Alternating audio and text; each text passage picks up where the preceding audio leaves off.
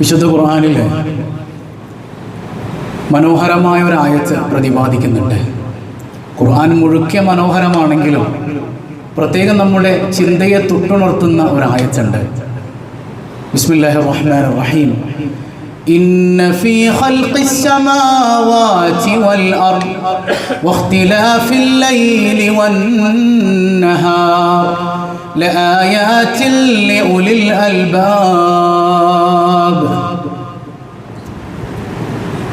ആകാശഭൂമികളെ കുറിച്ചൊക്കെ നിങ്ങൾ ചിന്തിച്ചിട്ടുണ്ടോ? ഈ ആകാശഭൂമികളുടെ സൃഷ്ടിപ്പിലും രാത്രിയും പകലും ഒക്കെ മാറി മാറി വരുന്നതിലും ചിന്തിക്കുന്നവർക്ക് ദൃഷ്ടാന്തമുണ്ടെന്ന് റബ്ബുൽ ആലമീൻ. ഈ ആയത്ത് അള്ളാഹുവിൻ്റെ അസ്തിത്വത്തിലേക്ക് ചൂണ്ടുന്ന ഒരായത്താണ്. ഒരു വിശ്വാസിയെ സംബന്ധിച്ചിടത്തോളം രണ്ട് തരത്തിൽ വിശ്വസിക്കണം. ഒന്ന്, ചിലതൊക്കെ കണ്ണടച്ച് വിശ്വസിക്കണം, ചിലത് കണ്ടുകൊണ്ട് ഉറച്ച് വിശ്വസിക്കണം. മുഅ്മിനീങ്ങളെ കുറിച്ച് സൂറത്തുൽ ബഖറയിൽ അല്ലാഹു പറഞ്ഞില്ലേ, അല്ലദീന യുഅ്മിനൂന ബിൽ ഗൈബ്. മറഞ്ഞ കാര്യങ്ങളിൽ വിശ്വസിക്കുന്നവരാണ് യഥാർത്ഥ മുഅ്മിനീങ്ങൾ, വിശ്വാസികൾ അവരാണ്. എന്തെങ്കിലുമൊക്കെ കണ്ടാലേ ഞങ്ങൾ വിശ്വസിക്കൂ എന്ന് പറയുന്നത് അത് മെറ്റീരിയലിസമാണ്, അത് ഭൗതികവാദമാണ്. കാണാതെയും ഞങ്ങൾ വിശ്വസിക്കും, കാണാതെയും ഞങ്ങൾ വിശ്വസിക്കും. അതിലേക്ക് കൃത്യമായ അനുമാനങ്ങളിലൂടെ എത്തിപ്പെടാൻ കഴിയുന്നവരാണ് അല്ലദീന യുഅ്മിനൂന ബിൽ ഗൈബ്. അവരാണ് മുഅ്മിനീങ്ങളെന്ന് അല്ലാഹു റബ്ബുൽ ആലമീൻ. അതുകൊണ്ട് തന്നെ ഒരു ഭൗതികവാദത്തിന്, കമ്മ്യൂണിസത്തിന്, മെറ്റീരിയലിസത്തിന് ഒരു പരിധിക്കപ്പുറം ചിന്തിക്കാൻ കഴിയില്ല. അവരെതുവരെ ചിന്തിക്കും? അവർക്ക് കാണാൻ കഴിയുന്നത് വരെ. എന്താണ് അവർക്ക് കാണാൻ കഴിയുന്നത് അതേ അവർക്ക് വിശ്വസിക്കാൻ പറ്റൂ. അതിലപ്പുറമുള്ളൊരു ലോകത്തേക്ക് കടന്നു പോകാൻ മെറ്റീരിയലിസ്റ്റിക് ചിന്താഗതിക്കാർക്ക് കഴിയില്ല എന്നുള്ളതാണ്. എന്നാൽ സത്യവിശ്വാസം എങ്ങനെയല്ല? സത്യവിശ്വാസം എങ്ങനെയല്ല? അവൻ കാണാത്തതിലും വിശ്വസിക്കും. ആ ഗൈബിൽ പെട്ടതാണ് അല്ലാഹു റബ്ബുൽ ആലമീൻ തന്നെയും. അള്ളാഹുവിന്റെ പരലോകം, സ്വർഗ നരകങ്ങളെ കുറിച്ചുള്ള വിശ്വാസം, ഖബറിനകത്ത് നടക്കുന്ന അദാബിനെ കുറിച്ചുള്ള വിശ്വാസം, പരലോകം എന്ന് പറയുന്ന ഒരു ലോകത്തെക്കുറിച്ചുള്ള വിശ്വാസം തന്നെ ആ ഗൈബിൽ പെട്ടതാണ്. പരലോകമില്ല, ഖബറില്ല, സ്വർഗ്ഗമില്ല, നരകമില്ല എന്നൊക്കെ ഒരാൾ വാശി പിടിച്ച അവൻ ഇസ്ലാമിൽ നിന്ന് പുറത്താണ്. അതാണ് അല്ലദീന യുഅ്മിനൂന ബിൽ ഗൈബ്. എന്നിട്ടാണ് നിസ്കാരത്തെ കുറിച്ച് അല്ലാഹു പറഞ്ഞത്, മറഞ്ഞ കാര്യങ്ങളെ കൊണ്ട് വിശ്വസിക്കുന്നവനാണ് യഥാർത്ഥ വിശ്വാസി അത്രേ. പിന്നെ ഇതെങ്ങനെയാണ് അവന് കിട്ടിയത്? അവന് കിട്ടിയത് മഹാന്മാരായ പ്രവാചകന്മാർ, അഷ്റഫുൽ ഖൽഖ് സയ്യിദുനാ റസൂലുള്ളാഹി സ്വല്ലല്ലാഹു അലൈഹി വസല്ലമ തങ്ങൾ ഉൾപ്പെടെയുള്ള പ്രവാചകന്മാരിലൂടെ ഈ അറിവ് കിട്ടുകയും അതപ്പാടെ വിശ്വസിക്കുകയും ചെയ്തവരാണ് വിശ്വാസികൾ. ലോകത്ത് നമ്മൾ ഏത് മതമെടുത്ത് നോക്കിക്കഴിഞ്ഞാലും ഒരു ഏകത അതിലൊക്കെ കാണാൻ പറ്റും. ഒരു ഏകദൈവ വിശ്വാസത്തിന്റെ സ്ട്രാറ്റജി നമുക്ക് അവിടെയൊക്കെ കാണാൻ കഴിയും എന്നുള്ളതാണ്. ഏകദൈവ വിശ്വാസം അടിസ്ഥാനമായി വരുന്ന മതങ്ങളെ ഉള്ളൂ ലോകത്ത്, അതല്ലാത്ത മതങ്ങളൊന്നുമില്ല. പിന്നെങ്ങനെ ഉസ്താദെ ബഹുദൈവ വിശ്വാസം ഉണ്ടായി? അത് മതങ്ങളിൽ ചില ആളുകളുടെ കൈകടത്തലുകൾ മൂലമുണ്ടായതാണ്. യഥാർത്ഥത്തിൽ എല്ലാ മതത്തിന്റെയും അടിസ്ഥാനം എന്ന് പറയുന്നത് തൗഹീദാണ്, ഏകദൈവ വിശ്വാസം. ഏറ്റവും പൂർവ്വവേദം എന്നറിയപ്പെടുന്ന ഋഗ്വേദത്തിൽ ഒരു വചനം ഇങ്ങനെ കാണാം, ഒരു ശ്ലോകം ഇങ്ങനെ കാണാം, ഏകം സത് വിപ്രാബഹുദാവദന്തി, ഏകം സത് വിപ്രാബഹുദാവദന്തി. കൃത്യമായിട്ട് പറയുന്നുണ്ട്, സത്യം ഒന്നേ ഉള്ളൂ. എന്നാൽ വിപ്രന്മാർ, ഈ മനുഷ്യന്മാരൊക്കെ എന്ത് ചെയ്തു എന്ന് വെച്ചാൽ ആ സത്യത്തെ വളച്ചൊടിച്ച് അത് വ്യത്യസ്ത വിഭാഗങ്ങളാക്കി. ഏകം സത്, സത്യം ഒന്നേ ഉള്ളൂ. വിപ്രാബഹുദാവദന്തി, അതിനെ വിപ്രന്മാർ വളച്ചൊടിച്ചു എന്നാണ് പറയുന്നത്. എന്നിട്ട് പറയുന്നുണ്ട് സദേവ സൗമ്യാഘ്രയാസീദ്, സദേവ സൗമ്യാഘ്രയാസീദ് എന്ന് പറഞ്ഞാല് സത്യമേ ഉണ്ടായിരുന്നുള്ളൂ ഇവിടെ. ഏകനായൊരു സത്യമേ ഇവിടെ ഉണ്ടായിരുന്നുള്ളൂ, സത്യമല്ലാത്തതൊന്നും ഇവിടെ ഉണ്ടായിരുന്നില്ല. ആ സത്യത്തിന് വെളിപ്പെടണമെന്ന് തോന്നിയപ്പോ അവൻ പ്രപഞ്ചത്തെ സൃഷ്ടിച്ചു. എന്തൊരു വർത്താനാണത്!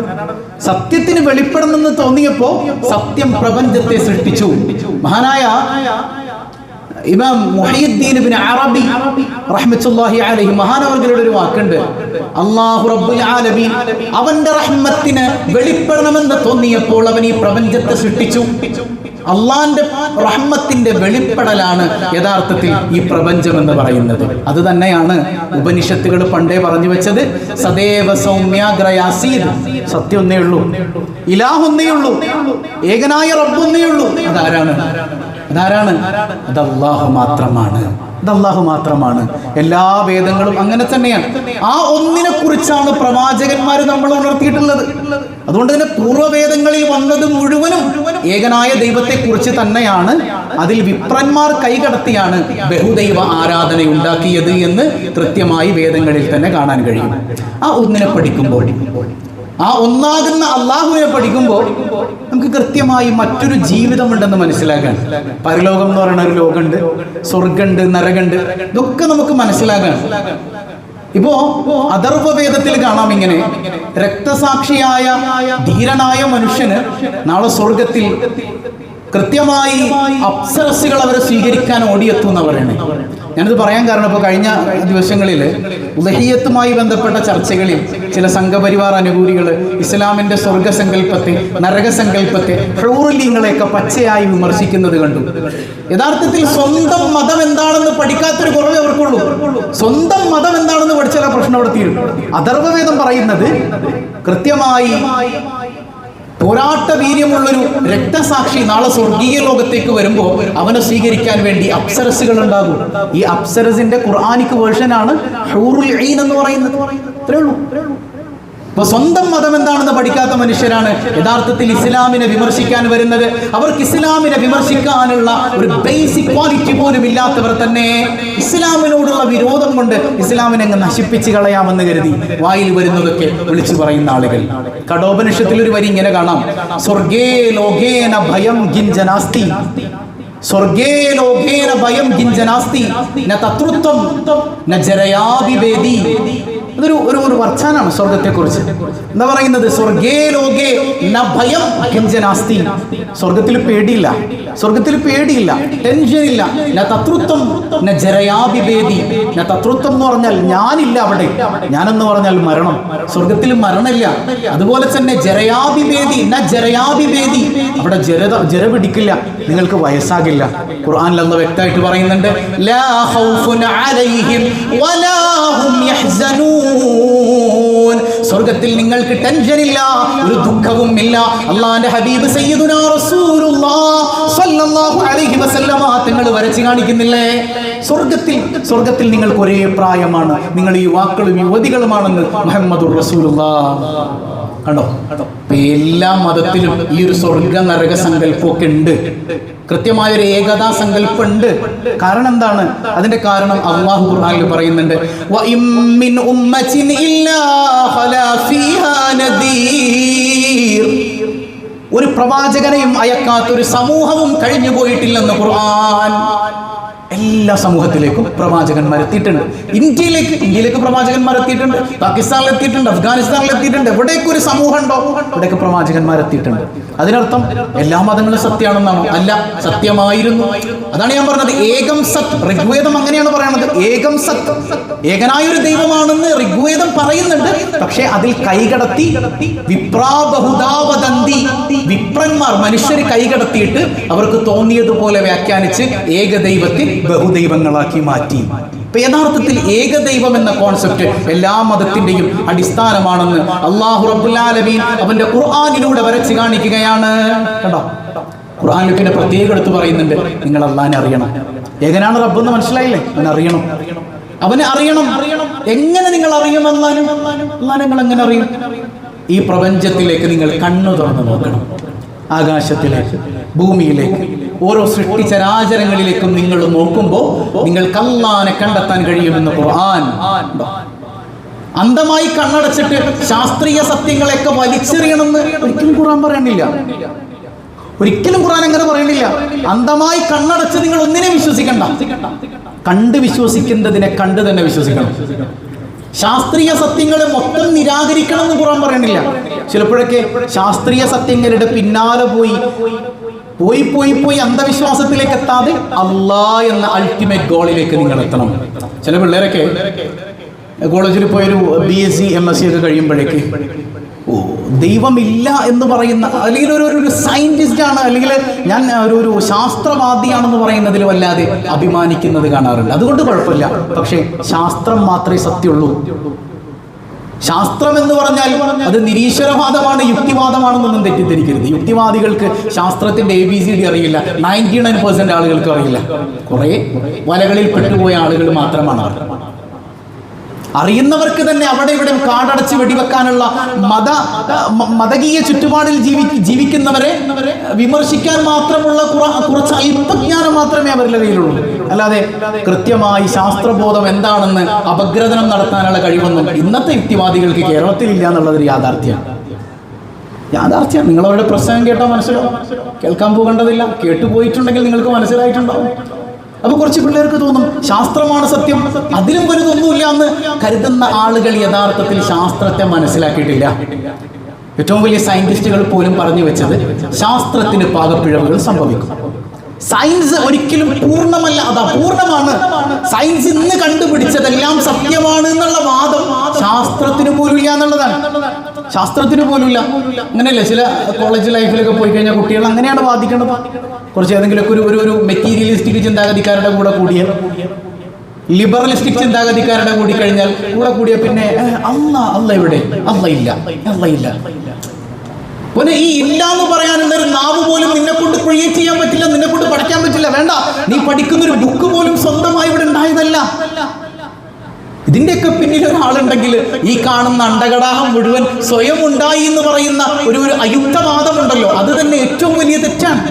കാണുന്നതേ വിശ്വസിക്കൂ എന്ന് പറയുന്നത് മെറ്റീരിയലിസ്റ്റിക് ചിന്താഗതിയാണ്.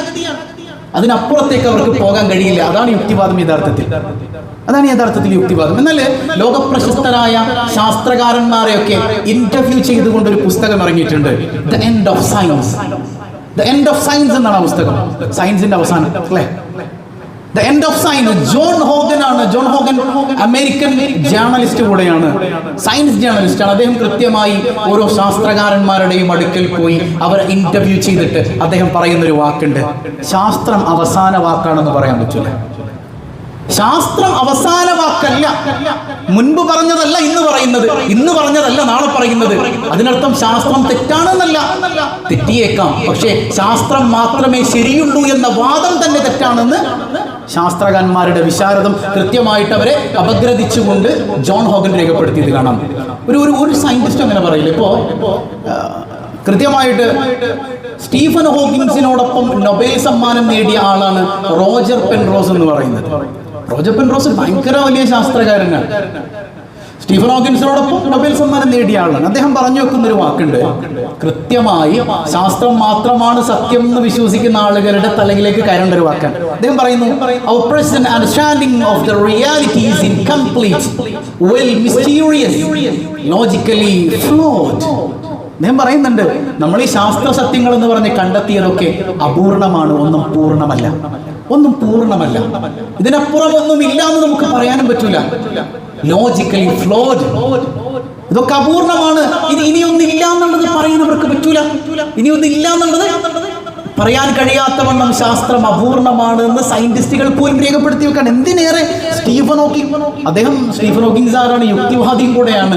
അദ്ദേഹം പറഞ്ഞു വെക്കുന്ന ഒരു വാക്കുണ്ട്, നമ്മൾ ഈ ശാസ്ത്ര സത്യങ്ങളുടെ പിന്നാലെയൊക്കെ പോയി കഴിയുമ്പോൾ അദ്ദേഹത്തിന്റെ ഒരു പുസ്തകമുണ്ട്, A brief history of time എന്നാണ് ആ പുസ്തകത്തിന്റെ പേര്. ആ പുസ്തകത്തിൽ അദ്ദേഹം പറയുന്നുണ്ട്, ശാസ്ത്ര സത്യങ്ങളുടെ പിന്നാലെ നമ്മൾ ഓടി ഇങ്ങനെ പോകുമ്പോൾ ഈ പ്രപഞ്ചത്തെ കുറിച്ച് നമ്മൾ പഠിച്ചു കഴിയുമ്പോൾ we will find the mind of God, നമ്മൾ ദൈവത്തിന്റെ മനസ്സ് കാണും. എന്തൊരു വർത്തമാനം! യുക്തിവാദിയായ ഒരു മനുഷ്യൻ പോലും പറയാണ്, ഈ ശാസ്ത്ര സത്യങ്ങളുടെ പിന്നാലെ നമ്മൾ പോയാൽ പ്രപഞ്ചത്തിന്റെ രഹസ്യങ്ങളിലേക്കൊന്നും നമ്മൾ കടന്നിട്ടില്ല, വളരെ കുറച്ച് നമ്മൾ പഠിച്ചിട്ടുള്ളൂ. ആ കുറച്ച് പഠിച്ചിട്ട് പ്രപഞ്ചത്തിന്റെ പിന്നാലെ നമ്മൾ ഇങ്ങനെ സഞ്ചരിക്കുമ്പോൾ ആ രഹസ്യങ്ങളിലേക്ക് ഉളിയിട്ട് പോകാൻ തുടങ്ങുമ്പോൾ we will find the mind of God, ദൈവത്തിന്റെ മനസ്സ് നമ്മൾ കാണുന്നു പറഞ്ഞു വെക്കുന്നത് യുക്തിവാദി കൂടെയായ ശാസ്ത്രകാരൻ സ്റ്റീഫൻ ഹോക്കിൻസ് ആണ്. ഇവർക്കൊന്നും തിരിയാത്തൊരു ശാസ്ത്രം. നമ്മൾ കുറച്ച് ആളുകൾ സയൻസ് എന്ന് പറയുമ്പോഴേക്കും നമ്മൾ അതിൽ വീണു പോകേണ്ട കാര്യമില്ല. ഇസ്ലാം ഒരിക്കലും സയൻസിനെതിരായ ഒരു മതമല്ല. അതുകൊണ്ടാണ് അല്ലാഹു ഖുർആനിൽ വ്യക്തമായിട്ട് പറയുന്നത്, ഇന്ന ഫീ ഖൽഖിസ് സമാവാതി വൽ അർദ് വഖ്തിലാഫിൽ ലൈലി വൻ നഹാർ ലആയാതിൻ ലിഉലിൽ അൽബാബ്. തീർച്ചയായും ആകാശഭൂമികളുടെ സൃഷ്ടിപ്പിൽ രാത്രിയും പകലും മാറി വരുന്നതിൽ നിങ്ങളൊന്ന് ചിന്തിച്ചു നോക്കിയാൽ നിങ്ങൾക്ക് ദൃഷ്ടാന്തമുണ്ടെന്ന് അല്ലാഹു റബ്ബുൽ ആലമീൻ. സുബ്ഹാനല്ലാഹ്. ഈ മുൻഗാമികൾ അങ്ങനെ ചിന്തിച്ചിരുന്നു എന്നുള്ളതാണ്. അതുകൊണ്ടാണ് എന്നെ ഒരു അത്ഭുതപ്പെടുത്തിയൊരു പുസ്തകമുണ്ട്. അത് മഹാനായ മുഹിയുദ്ദീൻ ഇബ്നു അറബി റഹിമഹുള്ളയെ കുറിച്ച് ഈ അടുത്തൊരു ഒരു മോഡേണിസ്റ്റ് എഴുതിയൊരു പുസ്തകമാണ്. മുഹിയുദ്ദീൻ ഇബ്നു അറബി ടൈം ആൻഡ് കോസ്മോളജി എന്നാണ് പുസ്തകത്തിന്റെ പേര്. ഇമാം മുഹീദ്ദീൻ ഇബ്നു അറബി റളിയല്ലാഹു അൻഹു കോസ്മോളജിയെക്കുറിച്ച്, ആകാശശാസ്ത്രത്തെക്കുറിച്ച് കൃത്യമായി രേഖപ്പെടുത്തി വെച്ച ചില നിരൂപണങ്ങളെ ആധുനിക ശാസ്ത്രം പോലും ഇന്ന് സമ്മതിക്കുന്നുണ്ടെന്നാണ്. എത്ര നൂറ്റാണ്ടുകൾക്ക് മുമ്പാണ് ഈ സംഭവം നടക്കുന്നത്. എന്തിനേറെ ഞാൻ പറയാൻ കാരണം, അദ്ദേഹം അന്ന് ഈ ചലന നിയമങ്ങളെ കുറിച്ച് പോലൊക്കെ കൃത്യമായി 500 കൊല്ലം മുമ്പ് രേഖപ്പെടുത്തി വെച്ചിരുന്നു എന്നാണ്. ഒരു വേള ആൽബർട്ട് ഐൻസ്റ്റീൻ പോലും ഈ പ്രപഞ്ചമൊന്നും ചലിക്കുന്നില്ല, അതിങ്ങനെ സ്ഥാപിതമായി നിൽക്കുകയാണ് എന്നുള്ളൊരു വാദമുള്ള ആളായിരുന്നു ആദ്യകാലത്ത്. സൂര്യൻ ചലിക്കുന്നില്ല, ചന്ദ്രൻ ചലിക്കുന്നില്ല, അല്ലെങ്കിൽ മറ്റ് പ്ലാനറ്റ്സ് ചലിക്കുന്നില്ല, ഭൂമി ചലിക്കുന്നില്ല എന്നുള്ള വാദമായിരുന്നു ആൽബർട്ട് ഐൻസ്റ്റീൻ ആദ്യകാലത്ത് ഉണ്ടായിരുന്നത്. പിന്നീട് അദ്ദേഹം തിരുത്തിയിട്ടുണ്ട്. പക്ഷേ അദ്ദേഹത്തിന് ആ വാദം ഉണ്ടായിരുന്നപ്പോഴും അതിനേക്കാളൊക്കെ മുൻപ് 500 കൊല്ലം മുൻപ് കൃത്യമായി ചലന നിയമങ്ങളെ കുറിച്ച് ഇതൊക്കെ ചലിക്കുകയാണെന്ന് രേഖപ്പെടുത്തി വെച്ചിട്ടുണ്ട്. കോസ്മോളജിയുടെ കൃത്യമായ വിവരണം നമുക്ക് നൽകിയിട്ടുണ്ട് ഒരു സൂഫി പണ്ഡിതൻ കൂടെയായ മഹാനായ ഇമാം മുഹയ്യിദ്ദീൻ ഇബ്നു അറബി റളിയല്ലാഹു അൻഹു. ഇതെവിടെ നിന്ന് കിട്ടി? ഖുർആനിൽ നിന്ന് കിട്ടി. വശംസു തജ്രീ ലിമുസ്തഖറിൻ ലഹാ. നമ്മൾ യാസീനിട്ട് ഓതുന്ന ആയത്താണ്. സൂര്യൻ അതിന്റെ ഭ്രമണപഥത്തിൽ ഇങ്ങനെ ചലിച്ചുകൊണ്ടിരിക്കുകയാണ്. ലശംസു യംബഗീ ലഹാ അൻ തുദ്രികൽ ഖമർ വലല്ലൈലു സാബിഖുൻ നഹാർ വകുല്ലു ഫീ ഫലകി യസ്ബഹൂൻ. അത്ഭുതം. സൂര്യൻ ഒരിക്കലും ചന്ദ്രനെ മുൻകടക്കുന്നില്ല, രാത്രി പകലിനെ മുൻകടക്കുന്നില്ല. എല്ലാം അതിന്റെ ഭ്രമണപഥത്തിൽ കൃത്യമായി ചലിച്ചുകൊണ്ടിരിക്കുകയാണെന്ന് നാഥനായ റബ്ബുൽ ആലമീൻ. അപ്പൊ ഈ ഒരു ശാസ്ത്രീയ ബോധത്തിലേക്ക് ഈ ആയത്തുകളൊക്കെ ഓതി നിങ്ങൾ പഠിച്ചു വന്നിട്ട് നിങ്ങൾ ഇങ്ങനെ പറഞ്ഞു പോകണം, അല്ലാഹ് എന്ന് നിങ്ങൾ പറയണം എന്നാണ് വിശുദ്ധ ഖുർആനിന്റെ അധ്യാപനം. അതിനർത്ഥം ഞാനീ പറഞ്ഞത് നിങ്ങൾ എന്തൊരു വിഷയം കിട്ടിയാലും ശാസ്ത്രവുമായി കണക്ട് ചെയ്യണം എന്നൊന്നും അല്ല. അങ്ങനെയല്ല, അങ്ങനെ നിങ്ങൾ മനസ്സിലാക്കരുത്. ഇസ്ലാമിൽ എന്തൊരു വിഷയം പറഞ്ഞാലും അത് ശാസ്ത്രവുമായി റിലേറ്റഡ് ആണോ, ശാസ്ത്രം എന്ത് പറയുന്നു എന്നുള്ളത് നോക്കേണ്ട ബാധ്യത നമുക്കില്ല. ഞാൻ അതിനാണ് ആദ്യം പറഞ്ഞത്, പ്രഗത്ഭ ശാസ്ത്രകാരന്മാർ പോലും ശാസ്ത്രം അപൂർണമാണ് എന്നാണ് വാദിച്ചിട്ടുള്ളത്. നമ്മെ സംബന്ധിച്ചിടത്തോളം ഇസ്ലാം പൂർണ്ണമാണ്. പൂർണ്ണമായ ഒന്നിനെ മനസ്സിലാക്കാൻ അപൂർണമായ ഒന്നിന്റെ ആലയിലേക്ക് കൊണ്ടുപോയി കെട്ടേണ്ട ആവശ്യമില്ല. അല്ലാതെ തന്നെ ഇസ്ലാം പൂർണ്ണമാണ്. പക്ഷെ നമ്മുടെ ഒരു ഉറപ്പിന് വേണ്ടി നിങ്ങൾ ചിന്തിക്കാതിരിക്കരുതേ, നിങ്ങൾ ചിന്തിക്കണേ. നിങ്ങൾ ചിന്തിച്ചുകൊണ്ട് ശാസ്ത്രീയ സത്യങ്ങളെ മനസ്സിലാക്കിയിട്ട് നിങ്ങൾ ഹക്കിന്റെ പാതയത്തിലേക്ക് വരണേ എന്ന് റബ്ബുൽ ആലമീൻ കൃത്യമായി വിവരിക്കുന്നത് കാണാം. ഈ ആയത്ത് ഇന്ന ഫീ ഖൽഖിസ് സമാവാതി വൽ അർദ്, ആകാശഭൂമികളിലെ ദൃഷ്ടാന്തങ്ങളെ കുറിച്ച് അല്ലാഹു റബ്ബുൽ ആലമീൻ വ്യക്തമായിട്ട് പറയുന്നുണ്ട്. അല്ലാഹു അത് ബോധ്യപ്പെടാൻ, അതിലൂടെ ഈമാനിന് ഉറപ്പ് കിട്ടാൻ നമുക്ക് തൗഫീക്ക് നൽകി അനുഗ്രഹിക്കുമാറാകട്ടെ. ഇതിപ്പോ എവിടെ നിന്നാണ് നമ്മൾ അറിയണത് ഈ സത്യങ്ങളൊക്കെ? അതിനാണ് റിസാലത്ത് അനിവാര്യമാണെന്ന് പറയുന്നത്, അല്ലേ? ആദ്യം നമ്മൾ പറഞ്ഞു ചിലതൊക്കെ നമ്മൾ കണ്ണടച്ച് വിശ്വസിക്കേണ്ടി വരും. അത് നമുക്ക് എവിടെ നിന്ന് കിട്ടും? അത് റിസാലത്തിൽ നിന്ന് കിട്ടും, ഹബീബായ സയ്യിദുനാ റസൂലുള്ളാഹി സ്വല്ലല്ലാഹു അലൈഹി വസല്ലമ തങ്ങളിലൂടെ. അപ്പോൾ ആകാശഭൂമികളുടെ സൃഷ്ടിപ്പിനെ ഖുർആൻ വ്യക്തമായി നിങ്ങൾക്ക് വിശദീകരിച്ച് തരുന്നുണ്ട്. ആ വിശദീകരിച്ച് തരുന്നതിലൂടെ നിങ്ങൾ അല്ലാഹുവിനെ അറിയണം. ചിന്തിക്കുന്നവർക്ക് ദൃഷ്ടാന്തം എന്താണ്? ആരാണ് ഈ ചിന്തിക്കുന്നവരാരാണ്? നമ്മുടെ ഒരു കൃത്യമായിട്ടൊരു പ്രത്യേകമായി നമ്മൾ മനസ്സിലാക്കേണ്ട ഒരു കാര്യമുണ്ട്. നിങ്ങൾ ആകാശഭൂമികളെ കുറിച്ച് ചിന്തിച്ച്, എനിക്കൊരു കൂട്ടുകാരനുണ്ട്, അവൻ്റെ പേര് ഷാഫി എന്നായിരുന്നു. ഇപ്പോൾ ലണ്ടനിലാണ് വർക്ക് ചെയ്യുന്നത്. ചെറുപ്പത്തിൽ മദ്രസയിൽ ഞങ്ങൾ ഒരുമിച്ച് പഠിച്ചത്. 5 വക്ത് നിസ്കരിക്കുന്ന ഒരു കുട്ടിയായിരുന്നു. ഇന്ന് ഭയങ്കര യുക്തിവാദി എന്നൊന്നും പറയാൻ പറ്റില്ല, നിരീശ്വരവാദിയാണ്. അപ്പോൾ ഞാൻ ചോദിച്ചു അവനോട്, എന്തുകൊണ്ടാണ് നീ നിരീശ്വരവാദിയായത്? ഞാനിങ്ങനെ ലോകത്തെക്കുറിച്ച് ചിന്തിച്ചു. എന്നിട്ട് എന്താ കിട്ടിയത്? എനിക്ക് ലോകത്തെക്കുറിച്ച് ചിന്തിച്ച് നിങ്ങൾ അന്ധവിശ്വാസിയാകണം എന്നല്ല ഖുർആൻ പറയുന്നത്. ശാസ്ത്രം പഠിച്ച് അന്ധവിശ്വാസിയാകണം എന്നല്ല ഖുർആൻ പറയുന്നത്. ശാസ്ത്രം പഠിച്ച് നാഥനായ റബ്ബിനെ കണ്ടെത്തണം. ചലന നിയമങ്ങൾ എത്രയുണ്ടെന്ന് പോലും നമ്മുടെ കുട്ടികൾക്കൊന്നും അറിയില്ല, അല്ലേ? ഒരിക്കലും ഒരു ഇന്റേണൽ ഫോഴ്സിന് ഒന്നിനെ ചലിപ്പിക്കാൻ കഴിയില്ല എന്നുള്ളത് ഉറപ്പല്ലേ? അങ്ങനെയുള്ളപ്പോൾ ഈ ലോകത്തിന്റെ ഉള്ളിലുള്ള ഒരാൾക്ക് എങ്ങനെയാണ് ഈ ലോകത്തെ നിയന്ത്രിക്കാൻ കഴിയുക? ഇമ്പോസിബിൾ. ഈ ലോകത്തിനും അപ്രാപ്യമായ ഒരു ശക്തിയാണ് ഈ ലോകത്തെ പടച്ചിട്ടുള്ളത്. ഈ ലോകത്തിനും അപ്രാപ്യമായ ഒരു ശക്തിയാണ്. ആ ശക്തി റബ്ബുൽ ആലമീനാണെന്ന് ചിന്തിക്കുമ്പോൾ നിങ്ങൾക്ക് തിരിച്ചറിയാൻ കഴിയും. കൃത്യമായ സ്രോതസ്സുകളിൽ നിന്ന് ചിന്ത വേണമെന്ന് അല്ലാഹു റബ്ബുൽ ആലമീൻ. എങ്ങനെ ചിന്തിക്കണം? അല്ലദീന യദ്കുറൂനല്ലാഹ ഖിയാമൻ വഖുഊദാ വഅലാ ജുനൂബിഹിം يتفكرون في خلق السماوات والأرض ويتفكرون في خلق السماوات والأرض. നിന്നുകൊണ്ടും ഇരുന്നുകൊണ്ടും കിടന്നുകൊണ്ടും ഒക്കെ നിങ്ങളിങ്ങനെ ചിന്തിക്കണം ആകാശഭൂമികളുടെ സെട്ടിപ്പിനെ കുറിച്ച്. എന്തുകൊണ്ടാണ് പകല് നേരത്തെ വരാത്തത്? എന്തുകൊണ്ടാണ് രാത്രി നേരത്തെ വരാത്തത്? എന്തുകൊണ്ടാണ് ഇതൊക്കെ ഇങ്ങനെ കറക്റ്റ് ഒരു ഭ്രമണപഥത്തിൽ ഇങ്ങനെ ചലിക്കുന്നത്? ആരാണ് ഇതിന്റെ പിന്നിൽ? ഒരാളില്ലാതെ ഇത് നടക്കോ? ഇനി ഡാർവിന്റെ തിയറി നമ്മൾ പഠിച്ചാലും ഇതൊക്കെ ഒരു ബിഗ് ബാങ് തിയറിയിലൂടെ പൊട്ടിത്തെറിച്ചതാണെന്ന് വെച്ചാൽ തന്നെ പൊട്ടിത്തെറിക്കണമെങ്കിൽ പൊട്ടിത്തെറിപ്പിക്കുന്ന ഒരു എക്സ്റ്റേണൽ ഫോഴ്സ് ഇല്ലാതെ അത് പൊട്ടിത്തെറിക്കില്ലല്ലോ. അപ്പൊ എങ്ങനെയാണ് ഇത് പൊട്ടിത്തെറിച്ചത്? ഇത്ര വലിയ കൃത്യമായ അണ്ടകടാഹം എങ്ങനെ ഉണ്ടായി? നമ്മൾ ചിന്തിച്ചു നോക്കുമ്പോൾ അതിന്റെ പിന്നിൽ ഒരു ഉത്തരം കിട്ടും. അതാണ് അല്ലാഹു റബ്ബുൽ ആലമീൻ പറയുന്നത്. അങ്ങനെ നിങ്ങൾ ചിന്തിച്ചു കഴിയുമ്പോൾ നിങ്ങൾക്ക് കിട്ടുന്ന ഉത്തരം റബ്ബനാ മാ ഖലഖ്ത ഹാദാ ബാതില സുബ്ഹാനക ഫഖിനാ അദാബൻ നാർ. ഈ ആയത്ത് ഇറങ്ങുന്നത് മുഹമ്മദ് മുസ്തഫ രാത്രി സമയത്ത്.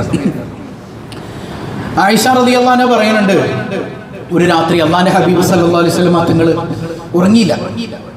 സുജൂദിൽ ഇങ്ങനെ കിടക്കാൻ, കണ്ണുനീരാൽ കുതിർന്നിട്ടുണ്ട് സുജൂദ് ചെയ്യുന്ന സ്ഥലങ്ങളൊക്കെ. വല്ലാത്ത ഒരു ബുദ്ധിമുട്ടുള്ളതുപോലെ ഹബീബ് ഇങ്ങനെ നിരന്തരം കരയാണ്. രാവിലെ സുബ്ഹി ബാങ്ക് വിളിക്കാനായിട്ട് ഓടി വരുന്നുണ്ട് സയ്യിദ്ന ബിലാൽ റളിയല്ലാഹു അൻഹു. ഉറങ്ങിയില്ല നബിയെ, ആകെ ക്ഷീണമുണ്ടല്ലോ, എന്ത് പറ്റി യാ റസൂലല്ലാഹ്? ബിലാൽ എന്നെ വല്ലാതെ ചിന്തിപ്പിച്ച ഒരായത്ത് ഇന്നലെ ഇറങ്ങി ബിലാൽ. അത് ഓർത്തപ്പോൾ എനിക്ക് ഉറക്കം വന്നില്ല. ഏതാണ് ആയത്ത്? അതാണ് നമ്മൾ ഓതിയത്. ഇന്ന ഫീ ഖൽഖിസ് സമാവാതി വൽ അർദ് വഖ്തിലാഫിൽ ലൈലി വൻ നഹാർ ലആയാതിൻ ലിഉലിൽ അൽബാബ്.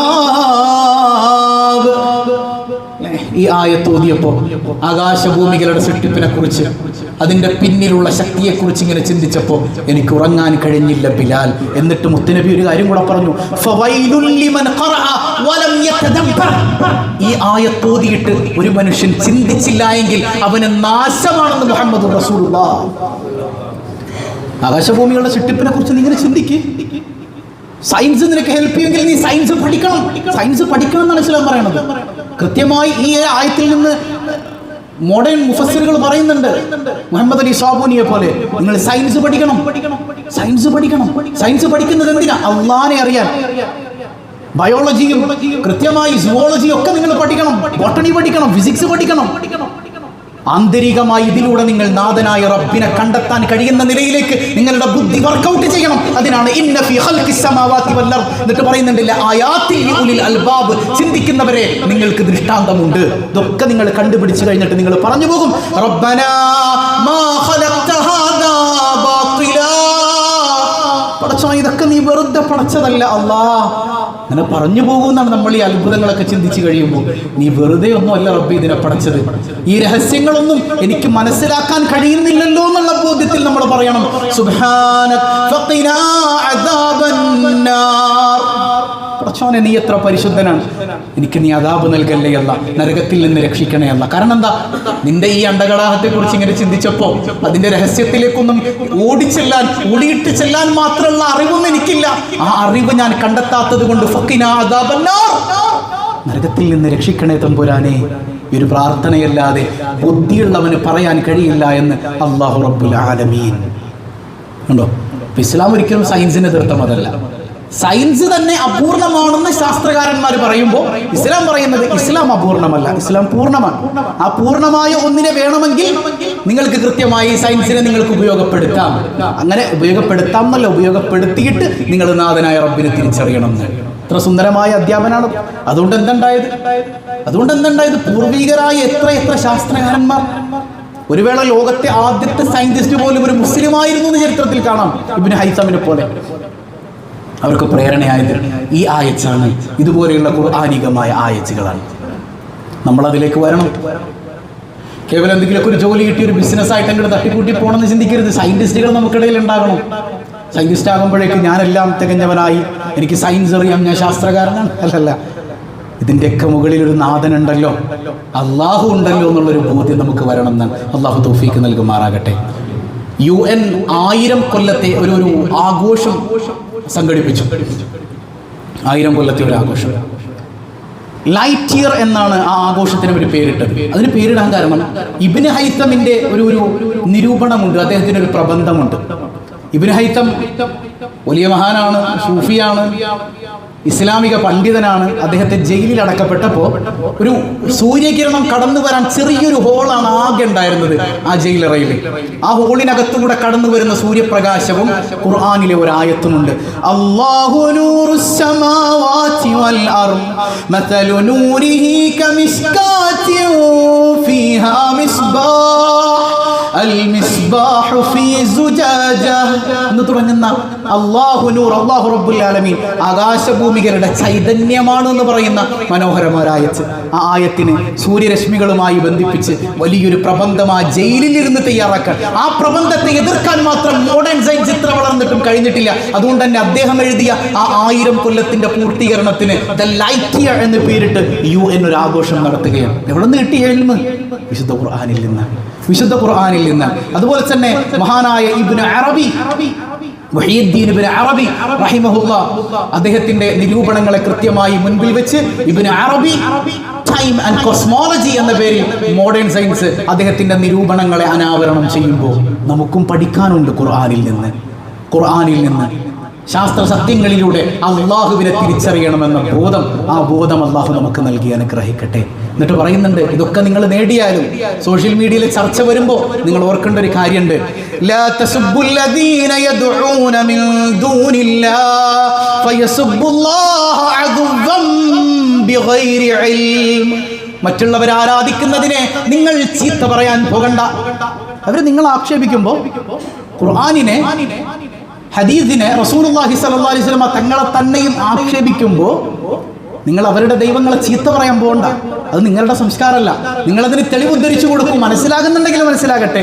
അങ്ങനെ നിങ്ങൾ അവരെ തെറി പറഞ്ഞാൽ അവർ അള്ളാഹുവിനെ പിന്നെയും ചീത്ത പറയും. ഈ ഗണ്ണനം ഇങ്ങനെ നീണ്ടുപോകും. അത് അള്ളാഹു ഇഷ്ടപ്പെടുന്നില്ല. മറ്റിതര ദൈവങ്ങളെ ചീത്ത പറയാൻ നിങ്ങൾക്കൊരിക്കലും അനുവാദമില്ല എന്ന് അള്ളാഹു റബ്ബുൽ ആലമീൻ ഖുർആനിലൂടെ പഠിപ്പിക്കാൻ. അപ്പോൾ നമുക്കിടയിൽ ഉദാത്തമായ മാതൃക വരച്ച് കാണിച്ചു തരുന്നുണ്ട് സയ്യിദുനാ വഹബീബുനാ റസൂലുള്ളാഹ്. അപ്പോൾ കൺക്ലൂഡ് ചെയ്യാൻ ഒരു കാര്യം മാത്രം ഓർക്കുക. ശാസ്ത്രകാരന്മാർ, പ്രഗത്ഭരായ ശാസ്ത്രകാരന്മാർ പോലും പറഞ്ഞത് ശാസ്ത്രം അപൂർണമാണ്. അപൂർണമായ ഒന്നിലേക്ക് പൂർണ്ണമായ മതത്തെ നമ്മൾ വലിച്ചിഴക്കേണ്ടതില്ല. മതത്തിൻ്റെ നിലനിൽപ്പിന് അപൂർണമായ ഒന്ന് നമുക്ക് അത്യാവശ്യമില്ല. അതിൻ്റെ സഹായം നമുക്ക് ആവശ്യമില്ല. എങ്കിൽ പോലും നമ്മുടെ ഈമാനിന് ഉറപ്പ് കിട്ടാൻ നിങ്ങൾ ചിന്തിക്കണേ എന്നാണ് അള്ളാഹ് പറഞ്ഞത്. വെറുതെ നിങ്ങൾ വിശ്വസിക്കണ്ട. അള്ളാഹ് ഉണ്ടെന്ന് നിങ്ങൾ വെറുതെ അങ്ങനെ അങ്ങോട്ട് വാപ്പ മുസ്ലിമായി ഉമ്മ മുസ്ലിമായി എന്നുള്ളത് കൊണ്ട് മാത്രം നിങ്ങൾ വിശ്വസിക്കണ്ട. നിങ്ങൾ ആകാശ ലോകത്തേക്ക് നോക്ക്, നിങ്ങൾ ഭൂമി ലോകത്തേക്ക് നോക്കൂ. ഈ രാത്രിയും പകലും മാറി മാറി വരുന്നതിലേക്ക് നിങ്ങൾ നോക്ക്. നിങ്ങൾ ഈ സമുദ്രത്തിന്റെ ആടികളിലേക്ക് നിങ്ങളൊന്ന് കടന്നു ചെന്ന് നോക്ക്. അവസാനം നിങ്ങൾക്ക് പറയാൻ പറ്റും, റബ്ബനാ മാ ഖലഖ്ത ഹാദാ ബാത്തില, പടച്ചോൻ ഇതൊക്കെ നീ വെറുതെ പഠിച്ചതല്ല റബ്ബേ എന്ന് എന്ന് നെഞ്ചിൽ കൈവച്ച് നിങ്ങൾ പറഞ്ഞു പോകും എന്ന് അല്ലാഹു റബ്ബുൽ ആലമീൻ കൃത്യമായിട്ട് നമ്മെ ഉണർത്തുന്നുണ്ട്. അല്ലാഹു റബ്ബുൽ ആലമീൻ റബ്ബിനെ അറിഞ്ഞ് അമലുകൾ ചെയ്യാൻ, ഇബാദത്ത് ചെയ്യാൻ നമുക്ക് തൗഫീക്ക് നൽകുമാറാകട്ടെ. ആദ്യം അറിയേണ്ടത് നമ്മളെക്കുറിച്ചാണ്. നമുക്ക് എപ്പോഴെങ്കിലും അങ്ങനെ തോന്നിയിട്ടുണ്ടോ? ഇന്ന് വരെ നമ്മൾ ഈ ആയത്തൊക്കെ നമ്മൾ ഓതിപ്പോകും. ചിലപ്പോൾ ചിന്തിച്ചിട്ടുണ്ടോ? രാത്രി ഉറങ്ങാൻ നേരത്ത് ഈ ആയത്തിനെ കുറിച്ചൊന്ന് ചിന്തിച്ച് ആകാശലോകത്തേക്കൊന്ന് നോക്കി. എത്രയെത്ര നക്ഷത്രങ്ങൾ അവിടെ ഉണ്ട്. അതൊക്കെ ആരാണ് ബാലൻസ് ചെയ്ത് നിർത്തുന്നത്? അല്ലേ? ആരാണ് ഇതൊക്കെ ബാലൻസ് ചെയ്ത് നിർത്തുന്നത്? ആ സൂര്യന്റെ അടുത്തേക്ക് പോയാലുള്ള ചൂടെത്രയാണ്? അതിന്റെ ഇന്നർ ക്രസ്റ്റിലേക്ക് ഇറങ്ങിക്കഴിഞ്ഞാൽ എത്ര ഡിഗ്രി ചൂട് അവിടെ ഉണ്ട്?